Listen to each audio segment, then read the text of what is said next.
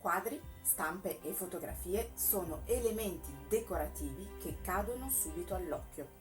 Decidere su una determinata parete quali e quanti quadri, prendere le misure, piantare i chiodi non è semplice come dirlo. Capita infatti di dedicare tempo per questo lavoro per poi vedere che i quadri sono malmessi, troppo vicini o al contrario troppo lontani, che non hanno tutti le stesse distanze o magari che ci sono delle cornici che non stanno affatto bene con le altre. Mettere i quadri secondo un criterio preciso avrà un effetto diverso che disporli a caso. Come fare quindi per un buon risultato? Nel video di oggi cercherò di darti alcuni suggerimenti.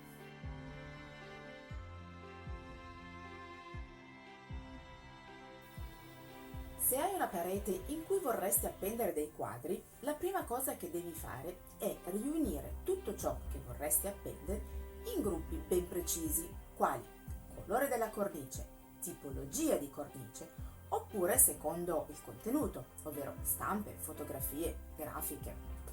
Escludi quei quadri che non hanno a che vedere con lo stile e con l'arredo della casa.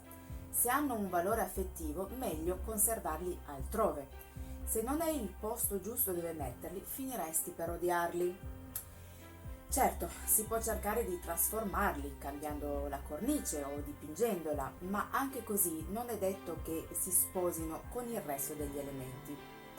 Si potrà anche trovare il modo di renderlo il pezzo unico, dandogli importanza, anche con una corretta illuminazione. Comunque, non mischiarli insieme ad altri quadri troppo differenti. Farti i gruppi, devi decidere dove posizionare ognuno di loro in base allo stile e al colore della stanza. In un ambiente rustico, per esempio, è meglio evitare i quadri pop art. Una volta che hai scelto i quadri e la stanza, dovrai trovare dove appenderli. Se hai l'impressione che una parete sia un po' vuota e triste, è senza dubbio il posto giusto. Ora, c'è da decidere come posizionare i quadri per avere una composizione accattivante e piacevole. Puoi fare una foto intera, dal pavimento al soffitto, della parete in cui vuoi porre i tuoi quadri e poi usare un qualche programma di grafica, anche il semplicissimo PowerPoint, e da lì studiare i tuoi schemi. Oppure puoi prendere la misura della parete di muro che vuoi adornare, avendo cura di lasciare abbastanza spazio intorno, soprattutto se sulle pareti adiacenti hai altri mobili. Segnati questo spazio sul pavimento. Poi, sapendo che l'occhio ha la tendenza a guardare inizialmente in alto a sinistra per poi andare alla ricerca di un punto focale che di solito è centrale, inizia la composizione proprio mettendo il quadro principale al centro.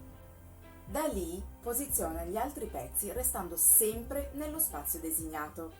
Se la composizione si trova sopra un mobile, centra il quadro rispetto a questo. Naturalmente, lo schema che fai, sia che lo fai sul pavimento o con un programma di grafica, non deve per forza essere fatto solo di quadri. Puoi anche accostare specchi, lettere e numeri o altri oggetti.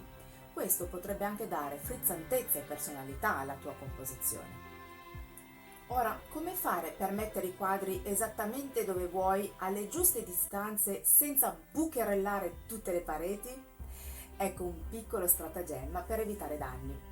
Prendi dei fogli di carta e ritagliali secondo i profili di ogni cornice, possibilmente dal retro, in modo da segnare anche la posizione del gancio o dei ganci. Per evitare di dimenticare l'abbinamento, puoi scrivere di che quadro si tratta. Fatto questo, posiziona i tuoi ritagli sul muro seguendo la composizione che hai deciso per terra o nel tuo programma di grafica. Fissa questi fogli di carta con il nastro adesivo di carta per evitare di staccare l'intonaco. Usa la bolla, mi raccomando, per essere sicura che tutti i ritagli siano diritti. A questo punto, quando sei certa che sia tutto a posto, pianta i chiodi nei punti corrispondenti ai ganci e poi sostituisci i fogli con i quadri. E voilà, il gioco è fatto.